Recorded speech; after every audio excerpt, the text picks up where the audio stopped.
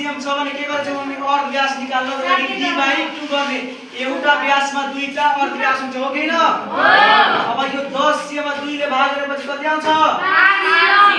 अब प्रति वर्ग सेन्टिमिटर भने रङ लगाउँदाखेरि कति खर्च भइरहेछ 4 रुपैयाँ खर्च भइरहेछ छैन यसो भए जम्मा खर्च कति भएको छ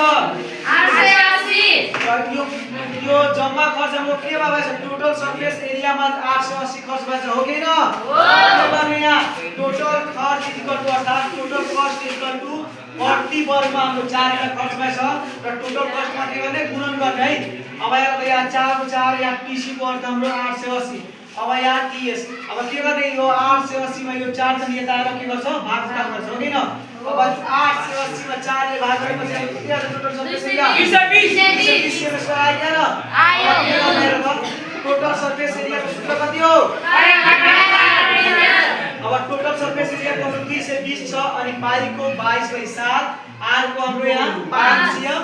र त्यसपछि इन्टु r को फेरि 5 सिएम अनि l को निकाल्नु पर्छ हो किन हो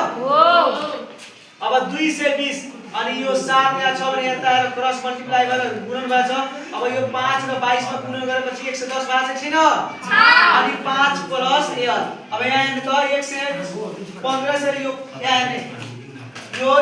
2 से 20 मा 7 ले गुणन गरेपछि हाम्रो 15 से 40 भएको छैन यो 10 110 ला गुणन गर्नुपर्छ यता आएपछि के भन्छ 8 अब यो 15 से 40 मा अर्थात 1540 मा 110 ले भाग गरेपछि कति आछ हाम्रो 14 सिएम अब यो 5 सिएम प्लस मा यता गएपछि माइनस भएको छैन यो हाम्रो कति आछ 9 सिएम छैन अब यो यहाँ आएपछि हामीले यहाँ आइकन निकाल्ने फर्मुला के हो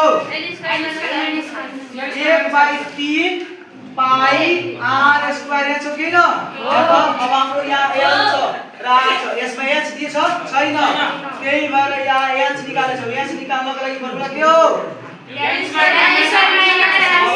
को ठाउँमा 9 को cm whole square minus 5 cm whole square अब यो 81 बाट पछि निकालेर 56 आएछ यसलाई 2/√14 सिएम लेख्न सकिन्छ वा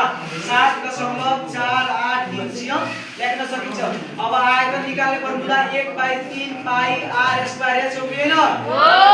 त्यसपछि हाम्रो 1/3 फर्मुलाहरु राखेर मान शक्ति राखेर लास्टमा हाम्रो कति आछ 195.98 सिएम क्यू एन्सर